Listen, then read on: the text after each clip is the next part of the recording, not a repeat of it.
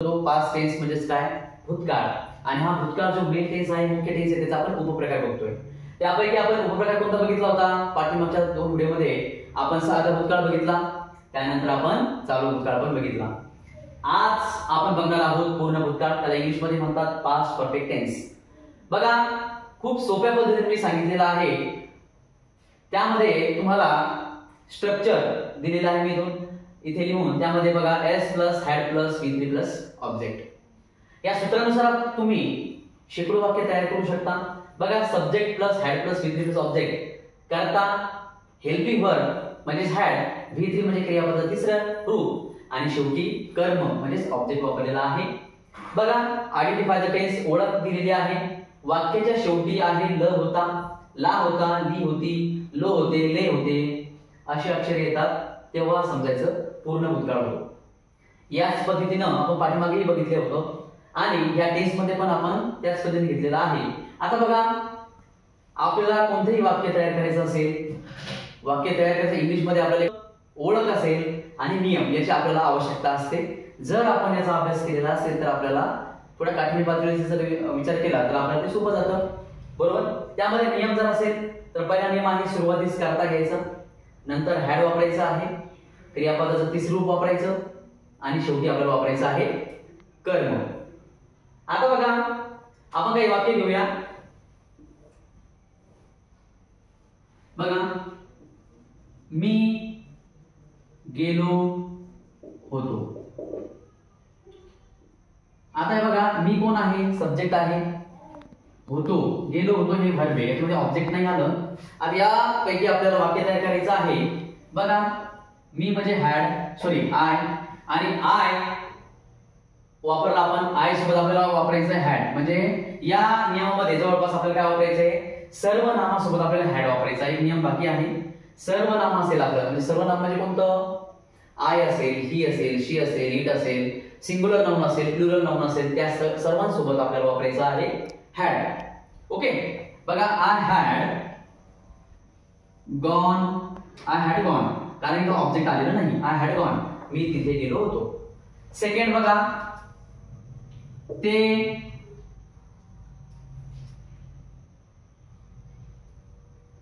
त्यांनी आंबे खाल्ले।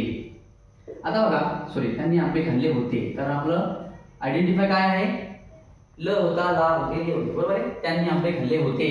आता बघा त्यांनी आंबे आणि खाल्ले होते आपण असे 3 भाग करून घेतले याचे खाल्ले होते म्हणजे वर्ब सब्जेक्ट आणि हे आहे ऑब्जेक्ट। आता बघा त्यांनी म्हटल्यानंतर आपण देचा विचार करणार आहे दे बघा दे म्हणजे ते किंवा त्यांना किंवा त्यांनी दे त्यानंतर आपण हॅड वापरायचं कारण आपण सांगितलं होतं की सर्व जे नाउन असेल त्या सर्व नाउन सोबत आपल्याला वापरायचं आहे हॅड घेतलं नंतर क्रियापदाचं थर्ड फॉर्म घ्यायचं खाणे ईट म्हणजे खाणे एट म्हणजे खाल्ले आणि इटन म्हणजे खाल्लेले।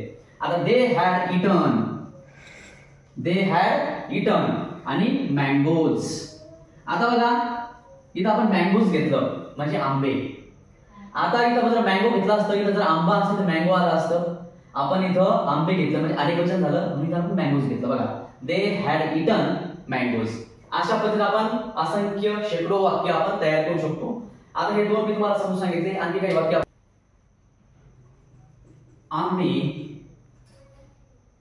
तिथे पोहोचलो होतो। आता बघा आम्ही तिथे पोहोचलो होतो। आता क्रिया कशी आहे क्रिया पूर्ण झालेली होती क्रिया कशी आहे पूर्ण झालेली होती। आम्ही तिथे पोहोचले होतो म्हणजे ते पूर्ण काम झालेलं होतं। आम्ही म्हणजे सब्जेक्ट तिथे म्हणजे ऑब्जेक्ट पोहोचलो होतो हे वर्ब आहे। या पद्धतीने आपल्याला ते ओळखायचं आणि वाक्य तयार करायचं आहे सिंपल आहे। आता बघा आम्ही म्हटल्यानंतर वी त्यानंतर आपल्याला वापरायचं आहे हॅड बघा वी हॅड त्यानंतर v3 काय येतं आपलं रीच म्हणजे पोहोचणे त्याला ईडी जोडायचं कारण हे v3 मध्ये आपण टेन्स आहे पूर्ण भूतकाळ वी हॅड रीच आणि देअर हिअर म्हणजे इथे आणि देअर म्हणजे तिथे we had reach to there या पद्धतीने आपण हे असं वाक्य तयार करू शकतो। आणखी आपण असंख्य वाक्य इथे तयार करू शकतो। बघा तिने स्वयंपाक केलेला होता. आता बघा केलेला होता वाक्य काय आहे फ्युचर सॉरी पास्ट टेन्स मध्ये बोलतोय आपण. पास्ट टेन्स मध्ये कोणता पास्ट परफेक्ट टेन्स. स्वयंपाक केलेला होता पूर्ण क्रिया झालेली आहे. आता बघा she. Okay she had. Okay she had cook. त्याला आपल्याला जोडायचं ईडी कुक. तिने स्वयंपाक केलेला होता. या पद्धतीने आपण हे वाक्य तयार करू शकतो. बघा आपण पास्ट टेन्सचे आपण काही वाक्य सुद्धा बघितले. त्यामध्ये आपण बघितलं साधा भूतकाळ, चालू भूतकाळ आणि आपण आता बघितला पूर्ण भूतकाळ. या नमस्कार विद्यार्थी मित्रांनो, दिनेश टोंबरे ऑफिशियल या चॅनलवरती आपलं सहर्ष स्वागत आहे. आपण टेन्स बघत होतो. त्या टेन्स पैकी आपण प्रेझेंट टेन्स, पास्ट टेन्स आणि फ्युचर टेन्स हे मुख्य 3 टेन्स आहे, मुख्य 3 काळ आहेत. त्यापैकी आपण प्रेझेंट टेन्स चा उपप्रकार पण बघितले, पास्ट टेन्सचे पण उपप्रकार आपण बघितले. आपण आज बघणार आहोत भविष्यकाळ फ्युचर टेन्स. हा मेन टेन्स आहे, याचे आपण उपप्रकार बघणार आहोत. याचे सुद्धा 4 उपप्रकार पडतात. सिंपल फ्युचर असेल, त्यानंतर future continuous, future perfect tense आणि फ्युचर परफेक्ट कंटिन्युअस टेन्स. आज आपण सिंपल फ्युचर टेन्स बघतोय, साधा भविष्यकाळ. बघा सूत्र आहे S plus shall will plus V1 plus object. त्यामध्ये आपण बघतोय, आपण मागच्या व्हिडिओ मध्ये पण शिकलो, S म्हणजे करता, शाल विल जे येतं ते सहाय्यकारी क्रियापद असतं. वाक्य पूर्ण करण्यासाठी त्याची मदत होते. क्रियापदाचं पहिलं फॉर्म म्हणजे क्रियापदाचं पहिलं रूप इथं वापरायचं आहे आणि शेवटी आहे कर्म.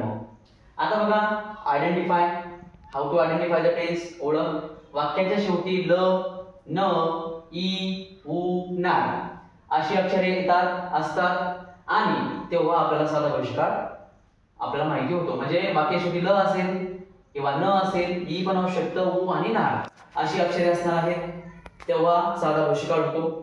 आता आपण जे बघितलं पाठीमागं त्यानुसारच नियम बघतोय. नियमाला अनन्यसाधारण महत्त्व असतं. बघा रूल्स आहे, सुरुवातीला करता घ्यायचं आहे. बघा सेकंड आहे आय आणि वी, हे जे नाउन आहेत या नाउन सोबत आपल्याला वापरायचे शाल.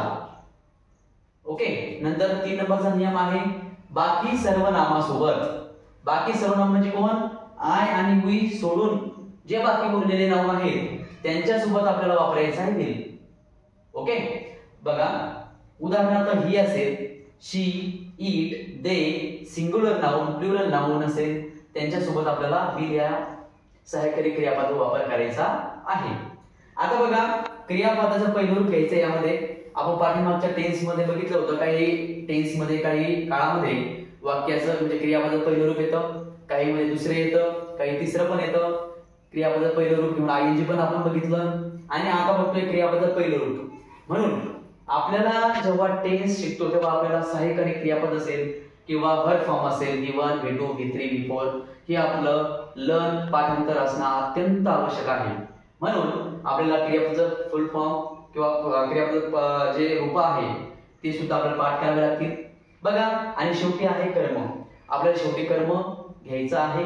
आपण आता जे बघितलं सूत्र, ओळख असेल, नियम असेल, यानुसारच आपल्याला याची काही उदाहरणं घ्यायची आहेत. मराठीमधून समजा ट्रान्सलेशन सांगितलं तुम्हाला मराठीमध्ये, मी इंग्लिशमध्ये पण करता आलं पाहिजे. त्यानंतर इंग्लिशमध्ये दिलं तर मराठीमध्ये पण करता आलं पाहिजे. त्यानुसार आपण काही वाक्य अभ्यासणार आहोत. तर बघूया. बघा त्यामध्ये पहिलं वाक्य आपण घेऊया.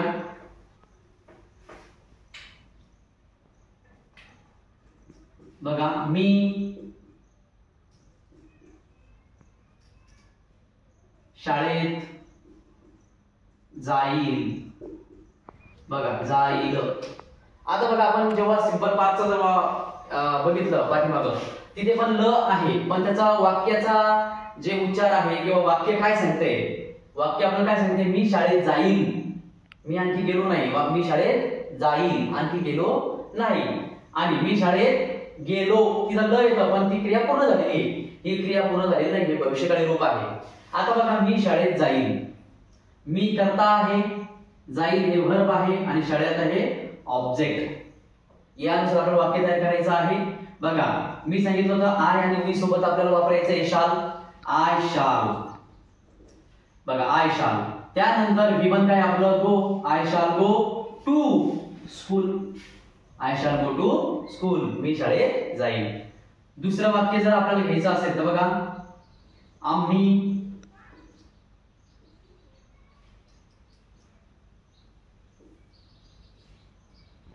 पुस्तके विकणार. बघा आता इथं नार आलं, विकणार, आम्ही पुस्तके विकणार. आता बघा वी सोबत आपल्याला वापरायचं शाल, वी शाल सेल म्हणजे विकणे आणि विकत घेणे म्हणजेच बाय. बघा we shall sell books, we shall sell books. अशा पद्धतीने आपण वाक्य तयार करू शकतो. नंबर 3 बघा, ते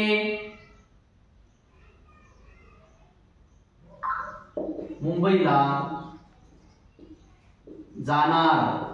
बघा इथे नार आलं, ल न ई उनार, ते मुंबईला जाणार. बघा दे, आता आय आणि वी सोडता इथं काय आलं, ते नाऊन आलं, मग दे विल घेणार आपण इथं, they will go to Mumbai.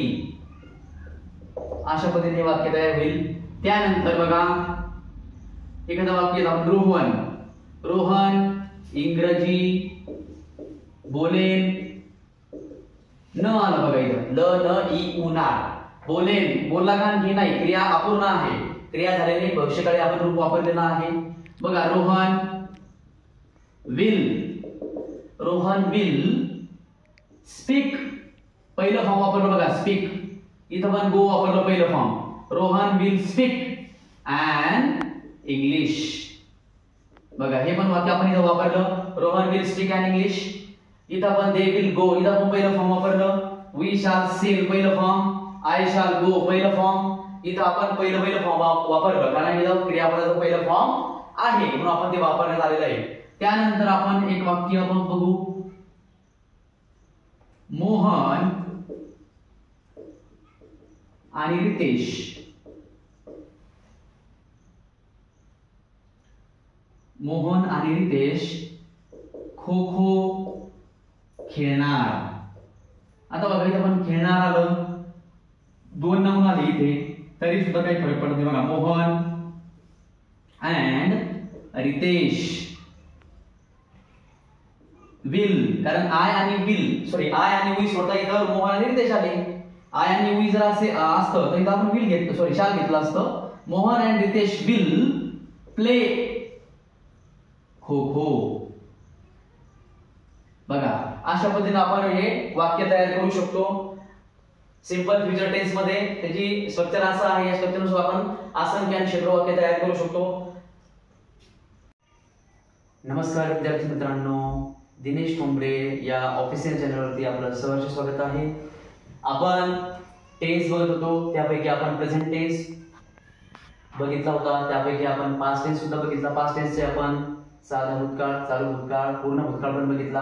आणि आपण आता ह्या मेन टेन्सचा लास्ट म्हणजे शेवटचा उपप्रकार बघतोय. कोणता तर पास्ट परफेक्ट कंटिन्युअस टेन्स. त्याला पूर्ण चालू भूतकाळ पण म्हणतात आणि चालू पूर्ण भूतकाळ पण म्हणतात. बघा त्याचा स्ट्रक्चर आहे S plus had been plus V1 ING plus object. बघा करता हेल्पिंग वर्ब म्हणजे हॅड बीन, V1 म्हणजे क्रियापदाचं पहिलं फॉर्म, पहिलं रूप, त्याला ING जोडलं आणि शेवटी कर्म. या पद्धतीनं आपल्याला त्याची रचना दिलेली आहे, स्ट्रक्चर दिलेलं आहे, फॉर्म्युला दिला, त्या पद्धतीनेच आपल्याला ते वाक्य तयार गेलं पाहिजे. त्यानंतर how to identify the tense. Tense कसा ओळखायचा तर एकदम सोप्या पद्धतीने मी सांगितलं आहे की वाक्याच्या शेवटी बघा मित्रांनो ल आलेला होता, ला आलेला होता, ली आलेली होती, ले आलेले होते, लो आलेले होते, अशी अक्षरे येतात एंड ऑफ द सेंटेन्स मराठीमध्ये तेव्हा पूर्ण चालू भूतकाळ होतो. आता बघा मी अगोदरच्या व्हिडिओमध्ये पण सांगितलं होतं की आपल्याला स्ट्रक्चर असेल, आयडेंटिफाय ओळख असेल आणि रूल्स नियम असतील, हे खूप इम्पॉर्टंट आहे, खूप महत्त्वाचं आहे. तर बघा नंबर 1 सुरुवातीस आपल्याला करता घ्यायचा असतो. सुरुवातीला करता सर्व नामासोबत, सर्व नाउन, ऑल नाउन, सर्व नामासोबत हॅड बीन वापरायचे. आपल्याला हॅड बीन या हेल्पिंग वर्डचा वापर करायचा आहे. त्यानंतर आता सर्व नाउन म्हणजे कोणते, आय असेल, ही असेल, शी असेल, इट असेल, दे असेल, we, you, singular noun, plural noun, etc. या पद्धतीने आपल्याला ह्या नाउन सोबत आपल्याला हॅड बीनचा वापर करायचा असतो. आणि बघा क्रियापदाचे पहिलं रूप घेऊन त्याला आपल्याला आयएनजी प्रत्यय जोडायचा आहे. आणि बघा शेवटी आपल्याला कर्म घ्यायचं आहे. आता आपण बघूया या स्ट्रक्चर नुसार काही वाक्य. बघा आपण आता काही वाक्य तयार करणार आहोत. मी तिथे जात आलेलो होतो. काय बघा मी तिथे जात आलेलो होतो हे वाक्य आहे. बघा वाक्य शेवटी आलेलो होतो, तो आलेलो होतो, मी तिथे जात आलेलो होतो. बघा सब्जेक्ट आहे, जात आलेलो होतो हे वर्ब आणि तिथे हे ऑब्जेक्ट आहे. सब्जेक्ट ऑब्जेक्ट आणि वर्ब. आता बघा आय, आता आपल्याला घ्यायचं had been. I had been हे आहे हेल्पिंग वर्ब. त्यानंतर V1 काय आपलं V1 आहे गो आणि त्याला जोडायचं आपल्याला ING going to. I had been going to there. या अशा पद्धतीने वाक्य तयार झालं. आपण असं शेकडो वाक्य तयार करू शकतो. आणखी आपण काही वाक्य घेऊ. बघा आम्ही हे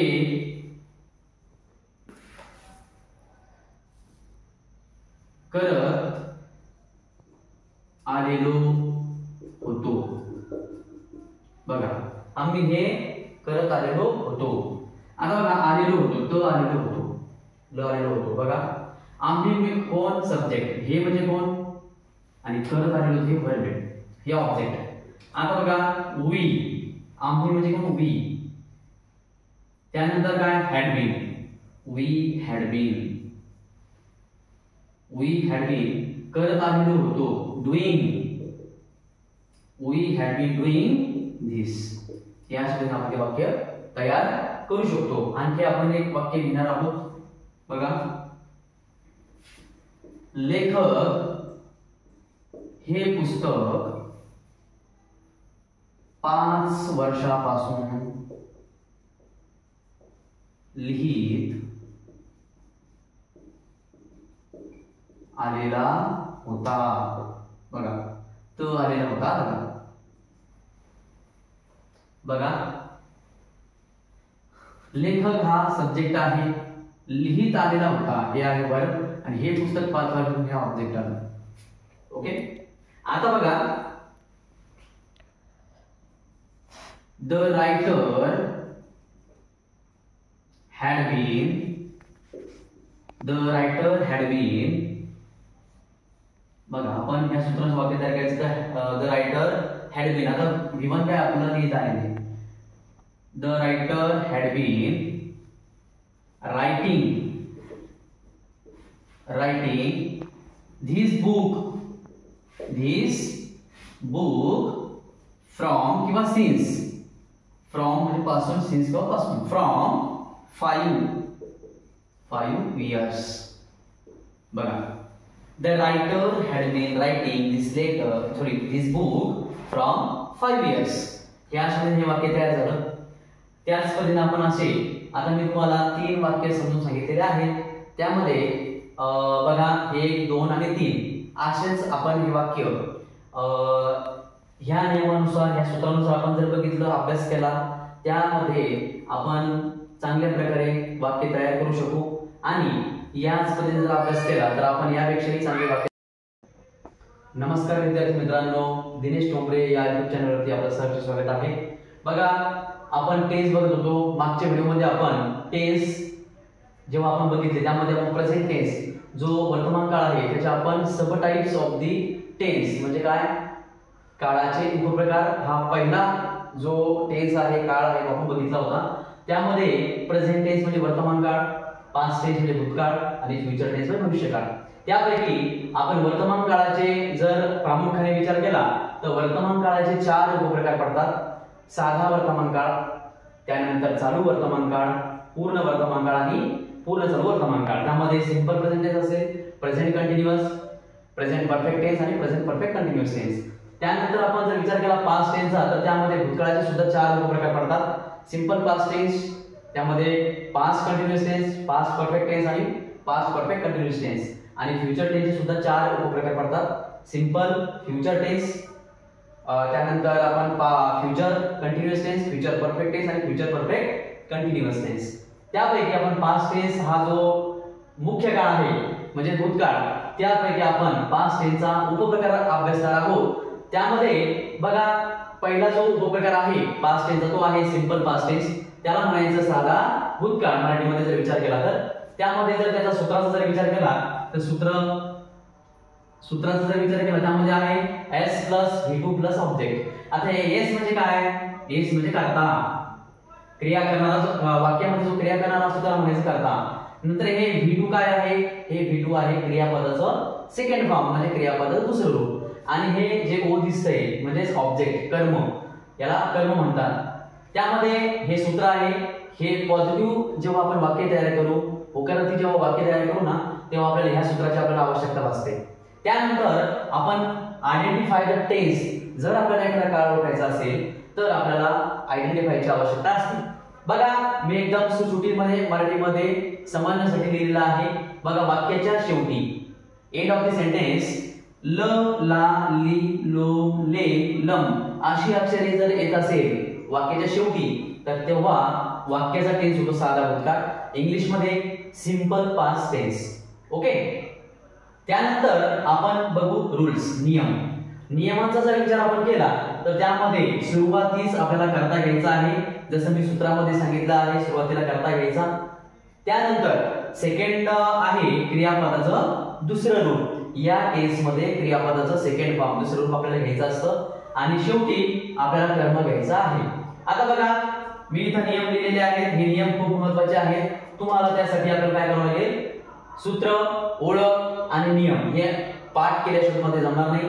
त्यामध्ये तुम्हाला या गोष्टी जर तुम्ही पाठांतर केल्या, जर केल्या तर त्या गोष्टी तुम्हाला वाक्य तुम्ही डेफिनेटली तयार करू शकता. जसं की आपण आता उदाहरणार्थ जर घेतलं त्यामध्ये होकारार्थी वाक्य जर तयार करायचं असेल तर बघा मी तिथे गेलो. बघा हे वाक्य जर आपल्याला घ्यायचं आहे आणि आपल्याला पहिलं ओळखायचं आहे first identify the subject, then after that verb and object. बघा मी तिथे गेलो. आता बघा जाण्याची क्रिया, बघा वाक्याच्या शेवटी आपल्याला ल, ला, ली, लो इथं मी सांगितलं होतं त्याप्रमाणे आपण वाक्य ओळखायला पाहिजे. मी तिथे गेलो, इथं आलं ल म्हणून आपल्याला टेन्स ओळखता आला की सिंपल पास्ट टेन्स आहे. ओके.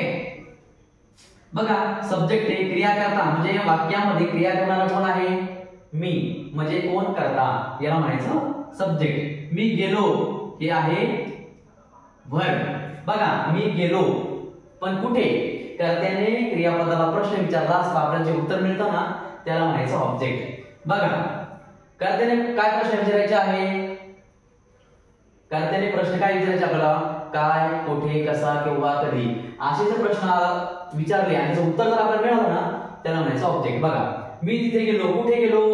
आपल्याला काय उत्तर मिळालं? तिथे, मी तिथे गेलो, हे झालं ऑब्जेक्ट. आता आपल्याला करायचं आहे इंग्लिश मध्ये. आपण आता इथपर्यंत बघितलं, आपल्याला इंग्लिश मध्ये वाक्य तयार करायचं आहे. एकदम इझी आहे. बघा मी ह्या शब्दाला म्हणायचं आपल्याला आय घेतल्यानंतर आपल्याला V2 कडे यायचं. V2 काय आपलं? बघा जाणे. आता गो म्हणजे काय? जाणे. हे आहे पहिलं फॉर्म. सेकंड फॉर्म काय आहे? वेंट. ओके. वेंट म्हणजे गेला किंवा गेले. आणि V3 काय आहे? GONE, गॉन म्हणजे गेलेला. आणि चौथा फॉर्मचा जर विचार केला त्याला म्हणायचं गोइंग म्हणजे काय? जात आहे. तर आपल्याला काय विचारलेलं आहे? सेकंड फॉर्म विचारलेला आहे. आपल्याला इथे वेंट घ्यायचं. बघा आय वेंट. आता तिथे शब्द आहे एका ठिकाणाहून दुसऱ्या ठिकाणी जात असताना किंवा एका ठिकाणाहून दुसऱ्या ठिकाणी आपण जेव्हा जातो आपण त्या जाण्याच्या प्रक्रियेमध्ये त्या वाक्यामध्ये आपण वापरावं लागतं टू. I went to. त्यानंतर आपल्याला वापरायचं आहे देअर. THERE, देअर म्हणजे काय? तिथे. बघा आय वेंट टू देअर वाक्य आपलं तयार झालेलं आहे. अशा प्रकारे आपण वाक्य तयार करू शकतो. आणखी आपण एखादं वाक्य घेऊ शकतो. बघा त्यानंतर हे वाक्य जर आपण सूत्र जर व्यवस्थित पाठ केलं, स्ट्रक्चर जर पाठ केलं तर आपण असंख्य शेकडो आपण वाक्य तयार करू शकतो. सेकंड वाक्य जर आपण घेतलं, बघा सूर्य पूर्वेस उगवला. बघा आता वाक्य शेवटी काय आलं? ला. बघा सूर्य पूर्वेस उगवला. उगवण्याची क्रिया कोणी केली? सूर्य. बघा सूर्य पूर्वी उगवला, करता झाला सूर्य, उगवणे हा झाला वर्ब आणि पूर्वी झाला ऑब्जेक्ट. बघा करता कर्म आणि वर्ब, करता कर्म आणि क्रियापद, याला म्हणायचं यस सब्जेक्ट ऑब्जेक्ट आणि वर्ब. हे महत्त्वाचे. आपल्याला हे करत असताना आपल्याला सब्जेक्ट ओळखायला आला पाहिजे, ऑब्जेक्ट ओळखता आला पाहिजे, वर्ब सुद्धा ओळखता आला पाहिजे.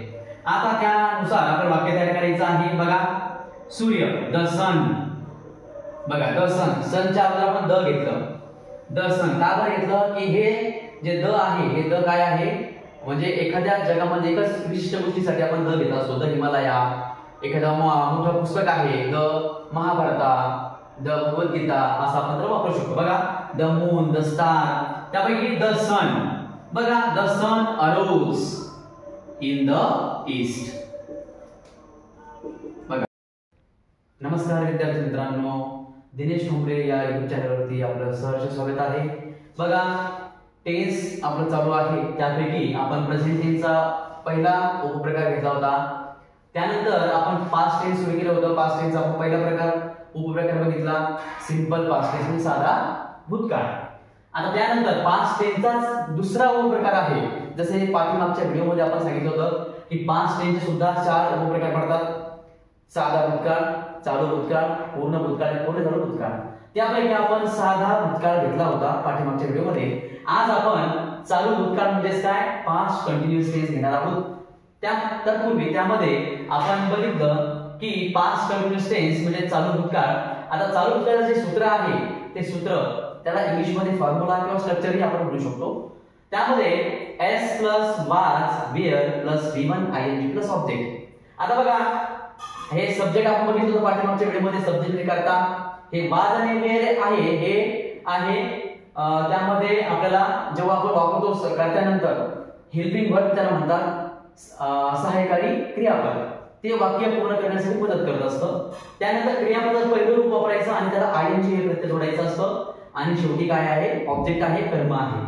हे सूत्र आहे, हे सूत्र आपल्याला पाठांतर करायचं. त्यानंतर बघा आयडेंटिफाय म्हणजे ओळख. आता ओळख म्हणजे काय, त्यामध्ये बघा वाक्याच्या शेवटी त होता, ता होता, ती होती, तो होता, ते होते अशी अक्षरे येतात तेव्हा होतो चालू भूतकाळ. त्याला म्हणायचं पास्ट कंटिन्युअस टेन्स. आता त्यानंतर नियम असतात, रूल्स असतात काही. ते रूल्स आपण जर व्यवस्थित पाठांतर केले, व्यवस्थित बघितलं, वाचलं तर अवश्य आपल्याला व्यवस्थितपणे लक्षात राहील आणि आपण ते वाक्य आपण करू शकतो, शेकडो वाक्य आपण तयार करू शकतो. बघा नियम नंबर 1, सुरुवातीस करता घ्यायचा आहे. नंबर नावासोबत आपल्याला वाज वापरायचा आहे. त्यानंतर बघा उदाहरणार्थ आहे. आता कोणत्या नावासोबत आपल्याला वाज वापरायचं, आय असेल, त्यामध्ये शी, इट आणि सिंग्युलर नाउन असतात. सिंग्युलर नाउन म्हणजे काय एकवचन नाउन. आता एकवचन नाउन म्हणजे काय, कोणते असू शकतात, जगातील कोणते नाव असू शकतात, राम असेल, सीता असेल, श्याम, कोणतेही एका वाक्यामध्ये जे असेल एकच नाव येणार, त्यामध्ये म्हणजे सिंग्युलर नाउन. आता बघा अनेक वचनी नामासोबत आपल्याला वेअर वापरायचं आहे. आता अनेक वचनी नाउन म्हणजे कोणते, फॉर एक्झाम्पल बघा दे असेल, वी असेल, यू असेल, प्लुरल नाउन आणि इट इज. आता प्लुरल नाउन म्हणजे काय अनेक वचन. बघा दोन व्यक्ती किंवा दोन व्यक्तीपेक्षा जास्त व्यक्ती असेल त्यांना म्हणायचं अनेक वचन. आणि एक वचनीचा जर आपण वापर केला किंवा कुठं वापरायचं आहे एक वचन म्हणजे काय, आय असेल, ही असेल, शी असेल, आपण ते बघितलं. त्या ठिकाणी आपल्याला वाज वापरायचा आहे आणि अनेक वचनी सोबत आपल्याला वापरायचं आहे वेअर. त्यानंतर बघा क्रियापदाचे पहिले रूप घ्यायचं आहे आपल्याला आणि त्याला लावायचं आपल्याला ing प्रत्यय आणि शेवटी आपल्याला कर्म वापरायचं आहे. त्यानंतर आपण तर काही वाक्य बघणार आहोत पास्ट कंटिन्युअस टेन्सचे. बघा पास्ट कंटिन्युअसचे जर वाक्य जर आपण बघितले त्यामध्ये मी सांगितलं तुम्हाला वाक्य शेवटी काय त होता, ती होती, ता होता अशी वाक्य येतात. आता बघा मी शाळेत जात होतो. आता बघा त होतो आपण बघितलं नियमामध्ये, सॉरी ओळखीच्यामध्ये बघितलं आपण, आयडेंटिफाय ओळख मध्ये बघितलं. आता बघा आपण मागच्या टेन्स मध्ये बघितलं होतं how to identify the subject object and verb. मी कोण सब्जेक्ट, जात होतो हे आहे वर्ब आणि शाळा काय आहे ऑब्जेक्ट. बघा कर्त्याने क्रियापदाला प्रश्न विचारायचा, मी जात होतो कुठे, कसा, केव्हा, कधी असे प्रश्न विचारला असता पर्यंत मिळतो ऑब्जेक्ट. बघा मी जात होतो शाळेत, मी जात होतो कुठे शाळेत. हे मिळालं आपल्याला. आता मी बघा आय सोबत सांगितलं मी तुम्हाला. आय हे एकवचन आहे का अनेकवचन आहे? एकवचन. तर एकवचन